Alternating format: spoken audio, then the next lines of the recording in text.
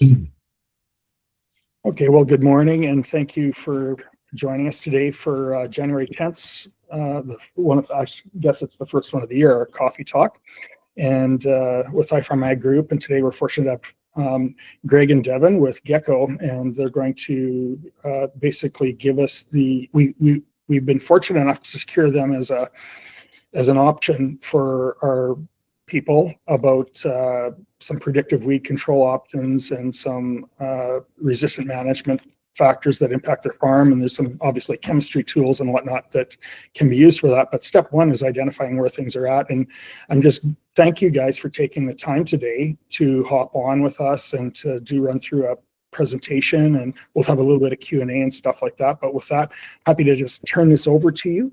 And I'll let you share your screen, and then we'll just ask some questions as they come along, if need be. Yeah, that sounds great. And yeah, thanks for the opportunity to talk today. And we're to be honest, we're really excited to be working together towards the spring, because I think that we have quite a lot of common goals here, right? So, but without further ado, so I'm Greg Stewart. I'm the founder and CEO of GECO. And I'm joined by Devin Kirk, who's there. He's our senior data scientist. And we'll talk a bit about strategic weed management today and what GECO is doing. And we'll, as we're sort of starting to work together, and I think towards the end, Dean will talk about what that relationship looks like. You can reach out to either Devin or myself at any time, right? So as you're talking with customers, as people have questions about the weeds or the maps, yeah, night or day, this is what we do, right? So we're happy to chat. All right. Excellent. What is it that we do? I can show you. I'm gonna share this. Okay, so I'll talk through you know, what GECO provides, and by all means, Dean or others, feel free to interrupt with any questions as we go, or comments. All right, so we're GECO Strategic Weed Management, we're called, and we're going to be talking about targeted control of weeds. Now, when people think about targeted control of weeds, quite often their head goes towards optical spot spray, you know, so whether it's a See and Spray or Romatron system or weeded system, or one of these which has sensors or cameras across the boom, and then it sees a weed and it sprays it. We are doing targeted weed control, but we're going to be doing something fairly different. We're looking at weeds on the population level, and by that we mean the smallest unit that we really look at is one field, whether it's a quarter section or a full section. That's all farmed the same way, or whatever size it is, and we're looking at what the weed population is doing over that field over multiple years. And by looking at that and trying to get a sense of what that population is doing, we can come up with it enables techniques that can make for some effective and efficient weed control, right? And just before we get too far into it, GECO, we don't make a recommendation for the chemical or the dosage, and that's just for the herbicides. There are non-herbicide things people do as well. We really just focus on predicting where those weeds will be, and then the control that people take is usually a discussion between the farm and the agronomist, and sometimes GECO as well. But usually always it's the farm who decides this stuff. So when we talk with people, we ask them if you could know where weeds will emerge in the coming season, or if you could find resistant weeds before they spread, what could we do differently, right? And we're starting to see people come up with, you know, herbicide is obviously the first thing they reach for, but we're seeing people start to do more and more interesting things. They've got a few examples coming up. All right, so how all this works, we do weed detection, and we're looking for where weeds are over history. Like, so we look back over 5 years and we look to see what that weed population is doing. But within any 1 year, the way that we see weeds is we're pulling satellite data from, and with satellite data, you'll get like a usable image, maybe 1 or 2 a week, right? So quite a bit. And so we're pulling all of those images from April all the way through to October, so after harvest.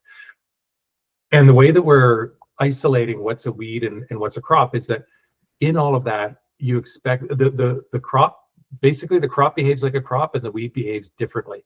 So what we're looking for in there, and sometimes the weeds will be, you know, ahead of the crop, sometimes they're lagging behind it, sometimes they're more vigorous, sometimes less vigorous than the crop, and you can start to pick them out that way, right? And to understand by looking at multiple images over time, if there's a patch which is behaving like that, even if it switches later, sometimes it can be, you know, more vigorous at the beginning and then less throughout the season because it's decreased the crop.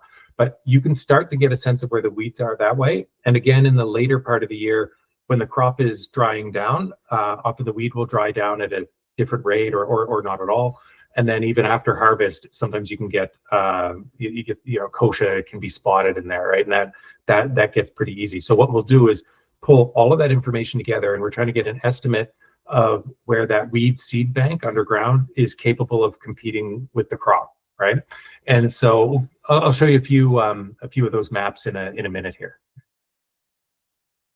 So we really are doing three things. We're running an early detection for herbicide resistance.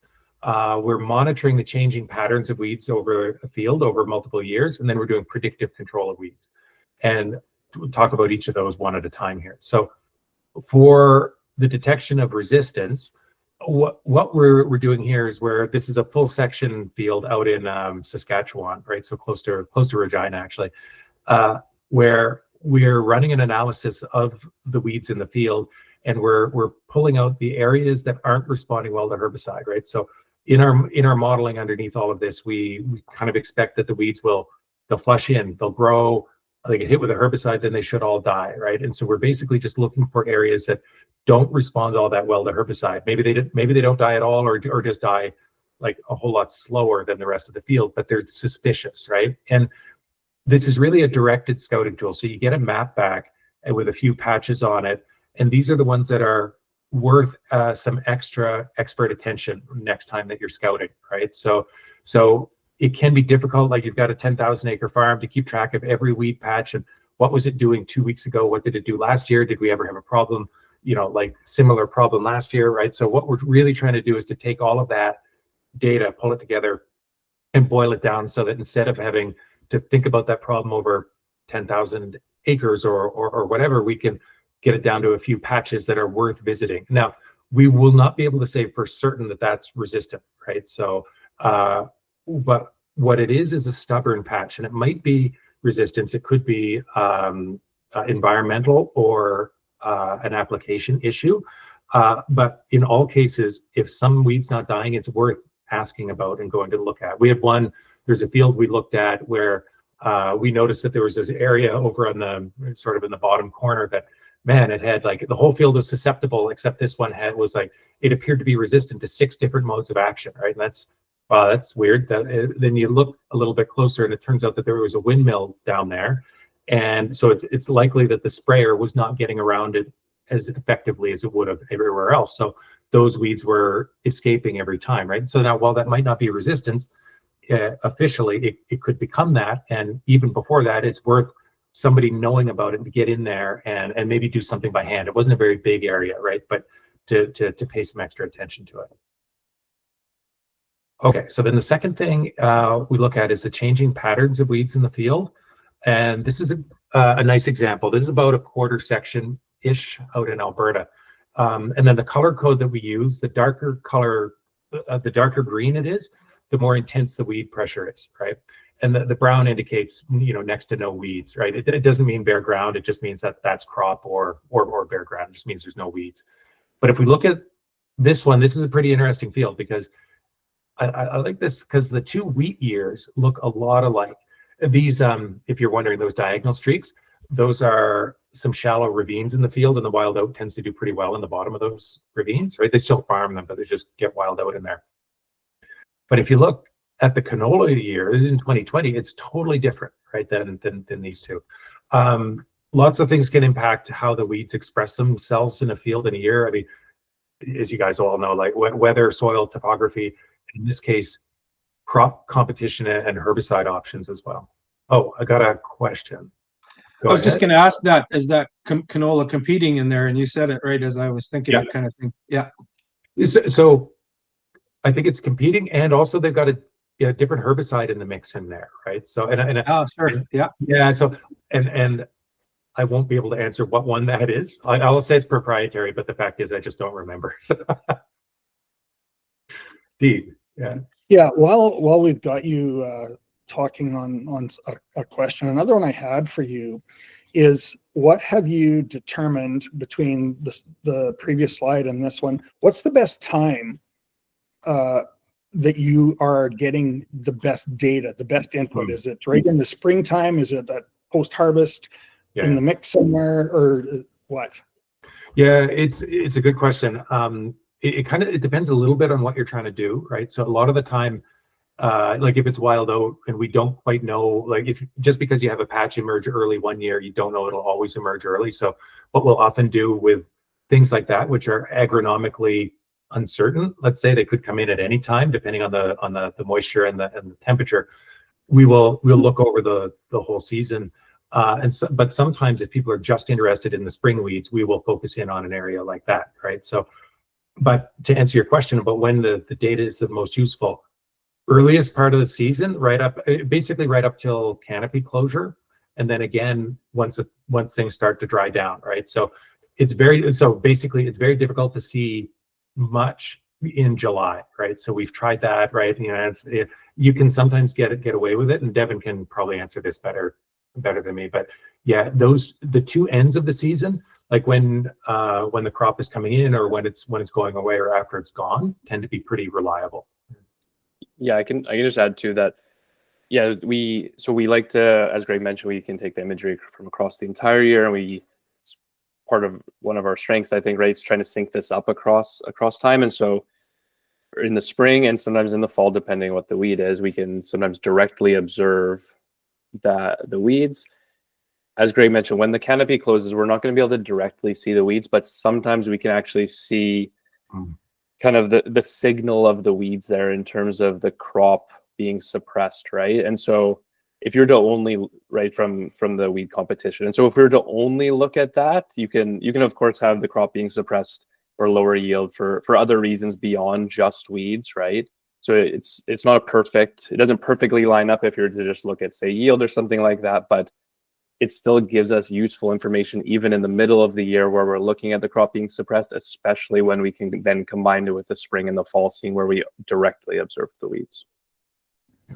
Great, thank you. Yeah, it's a good point, and I'll add that if you gave us just one image, right, say perfect image from June 11th or whatever date, it can be quite difficult for us to separate what's a weed and what's a crop in there, right? But as Devin said, right, so you start to link that up over time and you see some consistency in certain areas, and then we can get a much more reliable estimation of what the weeds are looking like. Okay. Just to give you a couple of examples of what this looks like. This one is, I would say, pretty typical. This is out in Alberta and a quarter section, and there's a great big patch of kochia over here in 2019. And if you go there, this is a dry saline area, right? So the kochia competes pretty well with the crop there.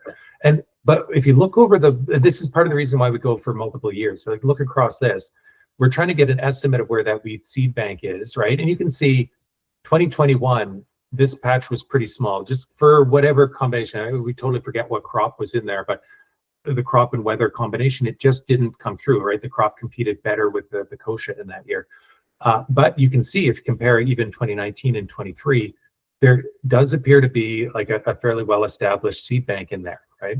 And so that's something that if we look across, the reason we're looking across all 5 years, we get to see some of the crop rotation, usually all of it, and a variety of different weather conditions, right? And so ultimately, when we're going to make a prediction for what the next year is, it's good to have seen that amount of data.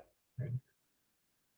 So then the next field that we have it as an example here, and this is just to illustrate, sometimes you get stuff out of this 5 years that is really useful just from an insight point of view, right? Let alone the prediction, just look what's going on, right? So this one, you don't see this as often, right? This is worse, right? So this thing, it was not too bad in terms of weeds in 2019, but by 2023, it's going kind of crazy. And this looks like those COVID charts that we used to watch, right? So stuff is stuff is just spreading exponentially in here. And it's interesting sometimes, and I can't speak for the people involved, but sometimes if something is just getting a little worse year over year, it may be going slowly enough that you don't notice it, right? They certainly did by 2023. That's when we got called, right? And then we pulled all this data.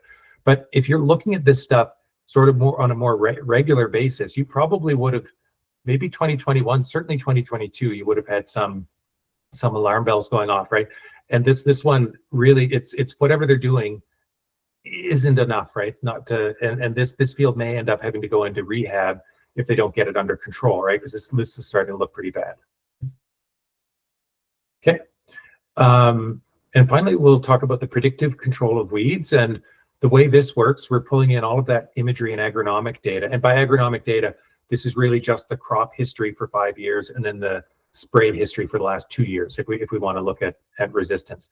So we will make these the weed history, then make a prediction for where those weeds are likely to emerge in the coming year, and then from that we turn that into a prescription where that'll go into a sprayer or spreader or seed drill, tiller. We've got a few examples coming up. Oh, Morley, go ahead. Yeah, you said rehab. What would rehab involve? That's interesting to me. Yeah, so we've got I guess not everybody does it, but got a couple of farms who have if the weeds get bad enough that they will stop putting a crop in there and just put it into chem fallow for a few years and really just try to beat those weeds down. And like, they're not going to get a good crop out of there. They don't want to waste their money on seed or fertilizer, but they want to just keep letting those weeds come up and beat them down until they deplete the seed bank enough that they feel like that they can start to establish a crop again. So really that's all I mean by that. And that does not happen very often. That's just a few examples. But when things start to get really out of hand, right, that's one of the options. Sorry, I don't want to take away from the conversation, but so this is just super interesting to me. So how long would you let a field go fallow or whatever, take it out of production, like roughly? Yeah, it depends, and really just know a couple of people who have done it. It depends on which weed you're worried about. Now, if it's kochia, I think that people were doing about 3 years, right? So the kochias, the seeds in the seed bank don't last as long. Wild oat, I don't know what you do, right? So it's, you hear stories about those things lasting for 12 years, right? And I mean, nobody's going to chem fallow a field for 12 years. I mean, hardly anyone will do it for 3, right? So it might be time to sell it at that point, right? But yeah, that's such a cool concept. I'm sorry, I don't know. I'm an Ontario guy, so we probably ran into each other before, but that concept is just super interesting to me. Oh, thanks. No, I appreciate it. I think in all of this stuff, I think the idea would be that we would want to avoid any of those drastic actions, right? And so the time to do stuff would be, let's say, back in these 2 years. Why don't we we've got our GECO prejudice, but why don't we make some maps and let's just hit these patches super hard, right? Before you had to cover the whole field. I mean, by now, we didn't look at 2024. They kind of quietly went away and dealt with this problem on their own. But this looks like a broadcast application, right? So that this is more of an emergency. Actually, we're talking to some people in the southern U.S. where they have Palmer amaranth, and so there sometimes they've lost whole farms to Palmer. Like, it's a weed that they don't even test for resistance anymore. So it's like resistant to 9 things or whatever it is by now. And so the Palmer just ended up taking over some farms, and people just shut them down. And those weeds own that farm now, right? And it's nuts. Luckily we don't have it or very much up in Canada yet. It's been spotted a few times, but yeah, that's a nasty one. Better to get it while it's still a little smoldering patch, I guess, before it's gotten out of hand. That was true for COVID as well. Yeah. Oh, so I don't know if there's great questions. Happy to keep going, but hopefully I answered them there. So we make these predictions, turn them into a prescription. That's where we left off, right? And the prediction, we have to take into account, that's why we're looking at all these crops, because we're also checking what crop it's going to be in the coming year. That'll change the prediction a bit. And this prediction that we make also takes into account if the weed is capable of spreading, right? So it'll tend to, yeah, effectively that makes it look a little blunter than anything that you see over here, right? But that's a normal part of worrying about. We don't know for sure what direction it'll spread in, but we need to be able to capture that. And so the next thing I want to mention is that so you can do this with no new equipment or new practices, right? So this is a farm just outside of Davidson in Saskatchewan, and so it's the farmer tweeted this picture, so I have no problem saying who it was, right? So it's Rob Stone, and I called him on a Wednesday, and he said, yeah, this sounds good, and this is him on a Saturday, right? So putting product in the ground, right? So it can happen pretty quick. What we're trying to do is to keep this as simple and easy as possible for people to adopt and get into their equipment and just get going on it, right? So no ordering something that costs a few $100,000 that comes in the spring, maybe, right? So you can, and nothing wrong with those systems, they're totally different reasons, but you can just do this really quickly. And generally people are doing this, they're putting something extra down to control some of the weed hotspots to take the load off, right, in the coming season. So when we're monitoring these farms, as they put more fields in there, we can start to look across the whole farm and rank the fields by whichever criteria you want. And here, we just, as an example, kind of rank them where the higher weed densities are over here on the left and the patchier stuff is over here on the right. And you can see, like, if you're going to do some targeted weed control, like these two fields, great candidates for that, right? So we can start to just the same way that you might look at yield maps across all your fields, we can now start to do that with weeds, right? So what's going on, in field number 10, let's look, see, what was it doing over the last 5 years, and then it just tries to make things like a more informed conversation around this stuff, right? So a few examples of how people are using it. They all happen to be from Saskatchewan, but that's not the only place we're working. We're generally across the Western Canada.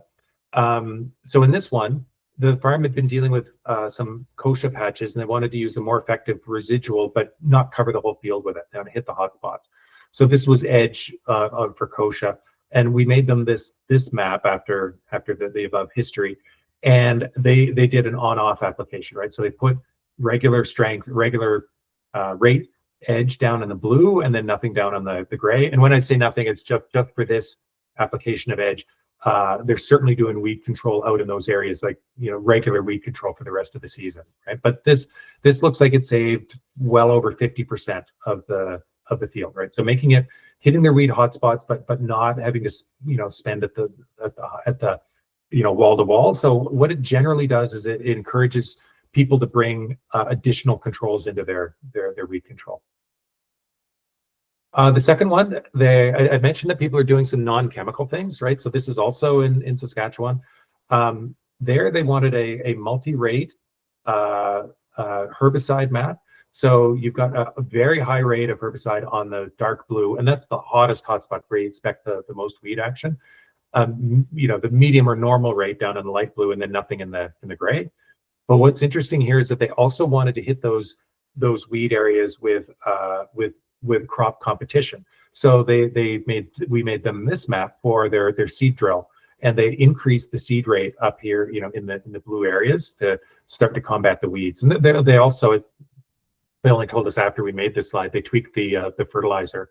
And just so you know, once you get these maps, people are free to use it in as many pieces of equipment as they want, right? So somebody asked me that question yesterday. Oh, do I have to pay extra if I use it in seed drill? No, this is just a map that tells you where the weeds are.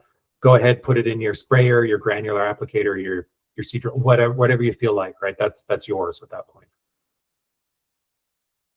And then the third one is pretty interesting. They had a great big patch of kochia. They refer to it as being in the top of the field, but as you can see, that's starting to spread down a bit. And so they wanted to use a new herbicide and also kind of break up that area with some tillage. So we made this prescription for the herbicide, and then for the tillage, they just wanted to break up this area at the top and not hit all of those little weed islands down here. So we just tailored it to look like this, right? So they're going to be doing some deep tillage up there, right, to really smash this stuff, which is probably where the deepest weed seed bank is.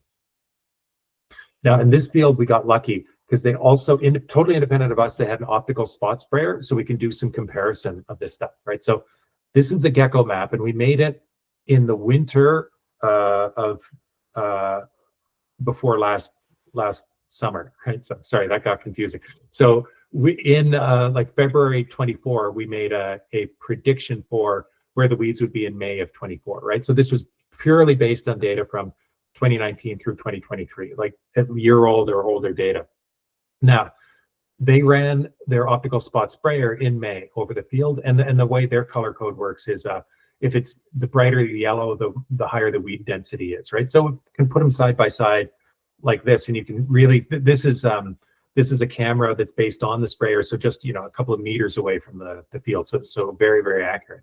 Now, if we overlay these things, you can start to see that what GECO is pretty good about doing is being able to find those persistent hotspots and predict where they will be in the coming years, so that you can decide where you want to focus your energy. Now, we'll never say that we're going to hit every weed in the field, right? So what we see when we make these look at these patterns is you tend to get this sort of stable pattern of weeds and then a little bit of kind of chaos every year, right? And you can see here, like, you still need a regular weed program because there's a, you know, little weed patch there, and you can find them other places. But if you're trying to figure out where to kind of beat down the mother patches of weeds and be really effective and try to keep them from distributing weed seed to the rest of the field, that's what we're really working on. So here's where we are, and this map is mostly up to date, I would say, except probably biggest change would be that we've got a little bit more going on in the US.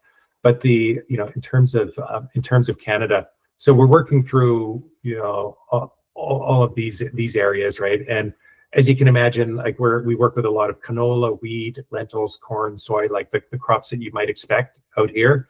I guarantee I'm forgetting something. If there's something you have in your mind, just ask, right? So, and then I would say about, and Devin can correct me if I'm wrong, let's say about half of these pins, people's main concern would be, over half, I would say, is going to be kosher or wild oat. And then there's like a bunch, and then the rest of it is like a bunch of other stuff, right, that people might be suffering from. Actually, way up here, nobody cares about either of those things. It's actually, they worry about white cockle, right? So, which is interesting. A little bit about how we have been going to market, because I think it matters here. So we have a partnership with Gowan, right? And so Gowan, you know, they've got a lot of high-end products here. And what the customer does is they buy like a combined solution, right? And this is similar to what Dean's been talking to you guys about as well, right? So the farmer will buy the chemical plus a map of where to put it, right? And the reason the partnership really means, you know, that Gowan has a stack of coupons for GECO, right? So that somebody, the farm gets a discount off of the first map that they do with us, right? So it's a nice way to kind of put these things together, right? It was pretty simple. And usually, and I think I touched on this, right? So when you work with a farm, it looks something like this. They might be already using, say, 3 herbicides. When they introduce GECO, it's generally they're putting something else down, right? So they're bringing in, like, maybe it's a more expensive herbicide, or say one of these other options, but coming with the map. So it's quite rare that we would see somebody go from this, say, current approach here to, let's say, a new approach with herbicide C on a map, right? So generally they don't, right? Generally this is about being more effective with their weed control and not being overly expensive. So we really do, you know, we're selling this as 2 pieces, history and monitoring. This is for people who want to, say, monitor up to 100% of the farm's fields. Agronomists will use tools like this, right, and look at multiple farms, right? And really what they're getting is that the weed history and then the problem areas in there, right? It's just, you know, helps out this way. And then the predictive prescription. So so the history and monitoring, people might look at 100% of the fields. These prescriptions, it's usually a subset, like maybe a quarter or a third of the fields that you're worried about might take these. Depends a bit on the crop and the rotation and the herbicide, all that stuff, right? And the farm will typically try us out on, say, up to 5 fields and then expand.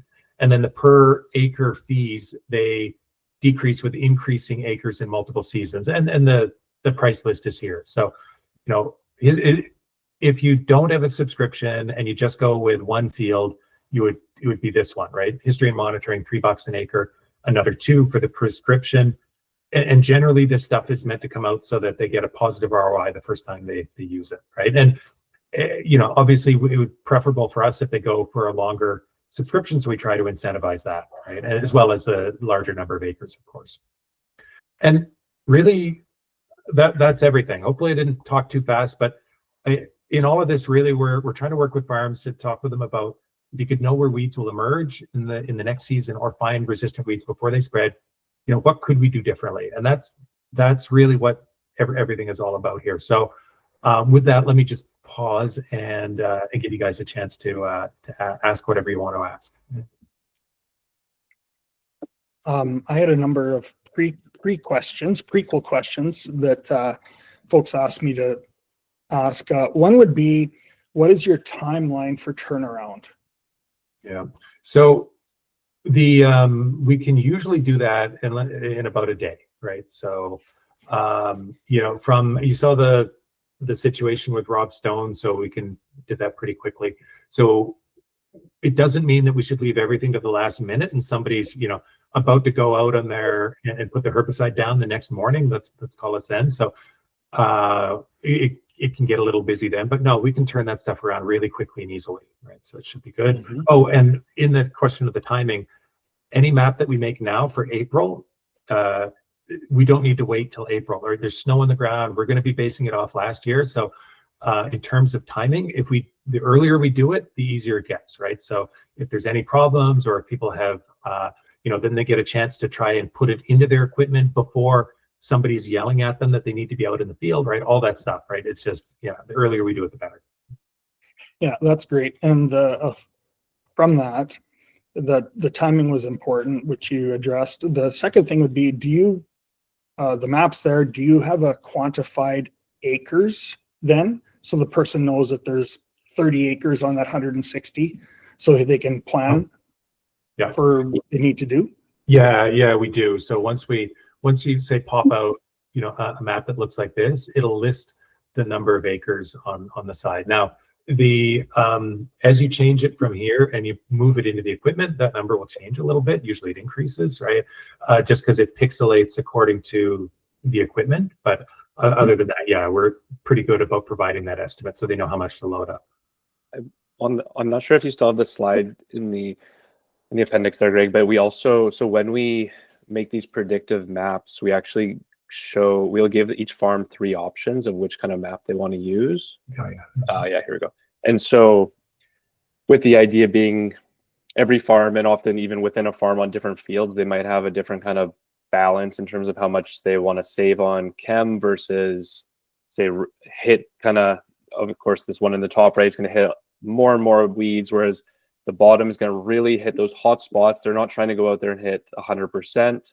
But they're saving, in that case, say like 75% of the chem. And so, yeah, when we do this, we send out these 3 options. They can make their choice. They can actually have all 3 maps if they would like, but we typically send one just to make it simpler. And if there is, say, when we send these, if there is something additional, like they're like, oh, I really like option B, but I wish that I could do a pass around the edges or something like that, it's easy enough for us to do on our side too. So we send these 3. Vast majority of the time that one of these options is what they're looking for, but if there is, say, like a custom thing that they're interested in, they'd usually just let us know and we can turn that around too. Another question I had is a lot of folks feel very compressed with their time, and they're wondering, geez, that's just going to be another thing. I don't have time to mess with it. So they either do one of 2 things. They'll either do carte blanche, do it all, or they just say, to hell with it, I'll do it next year, or whenever. And so I had one of the larger guys that I deal with was wondering about if you've done much for calculations of savings. And I said, well, let's maybe do the math on that and just see what's it cost not to deal with it versus that, so if we, that kind of thing. Have you guys got any examples of that kind of stuff or not? Yeah, I think the easiest way to quantify any of this stuff is by how much chemical got saved, right? And I know that we had a example there, but let's say if it was, you know, $30 per acre per edge, right? Just as a round number, and it sometimes is that price.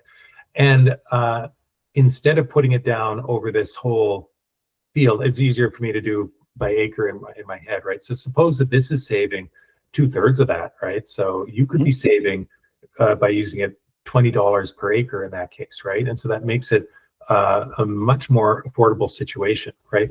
Now, the other thing that we've been doing is, and it is a little bit harder to quantify, but once you do that, right? So you put down that herbicide on this weedier area. I won't put Devin too much on the spot here. He's quantifying it, but it will bump the yield up in those areas, right? I mean, that's what a herbicide on weed is supposed to do, right? And so if you put it down on an area with weeds, you do get a yield bump out of that, and that can be worth even more than the chemical savings that we just talked about, right? And there's no reason to put that herbicide down on these areas where there's no weeds, right? You're not going to get a yield bump, all right, out of that, right? In fact, it's gonna stay flat at best, and it might even suppress things, right? So it depends a bit on the herbicide and the crop, but yeah, you can easily get $15-20 an acre value just out of the chemical, and then with an understanding about what it's doing for the yield on top of that.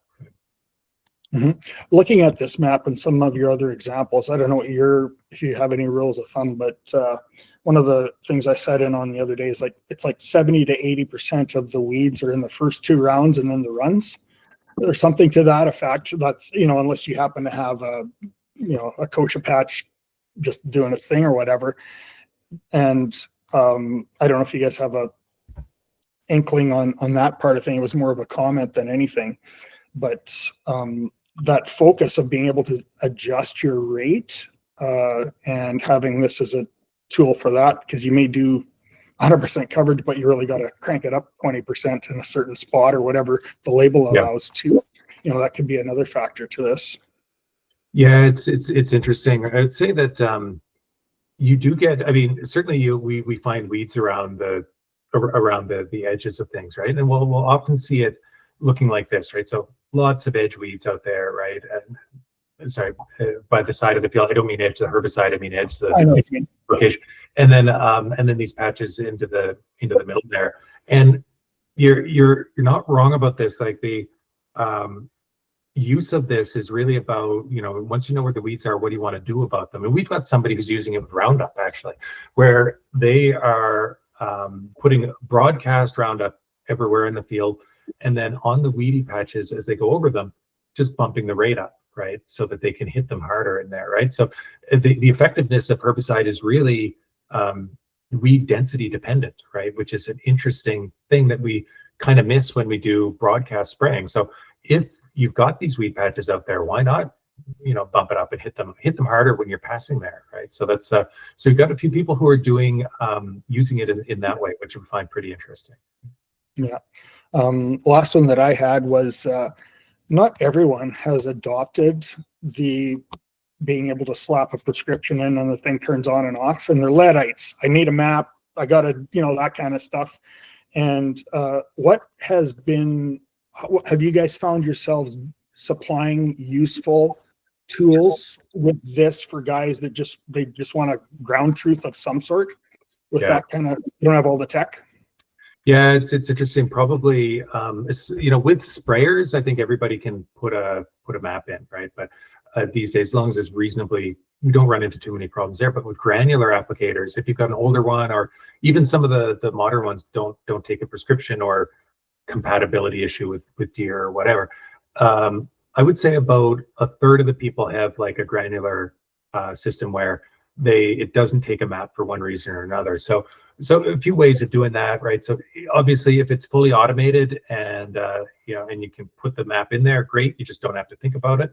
But those 1/3 of the people do this, right? So you don't have to read the details, but really, we can load this the GECO map into a tablet, and they'll just put an iPad in the cat. They see where they are. I mean, these maps are are fairly coarse. So as you cross from the white to the blue, you're going into a hotspot area.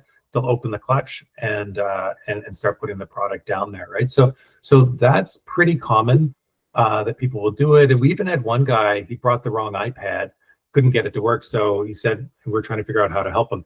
And he said, oh, don't worry about it, I got it. And sent us a picture, and he'd actually printed it off and had it taped up in his cab, right? And was just kind of looking off of landmarks and then going that way, right? Which is, I mean, it's creative, and it sounds a little funny, but I mean, it's not that much different than what people do today when they go out and they're going by memory and like going around the outside of the field, and they'd say, oh, I know that there was a patch in here, and go in there and hit that one, right? So I thought it's interesting that, you know, really this is just trying to quantify and make a little bit more systematic what people, you know, kind of like to do today already. Excellent. Great. Okay. Well, does anybody else have any questions? Gonna stop recording. Okay. Can I throw out something, Dean? Just not sure if Greg and Devin know about it, but that convergence conference is coming up, and that might be a great place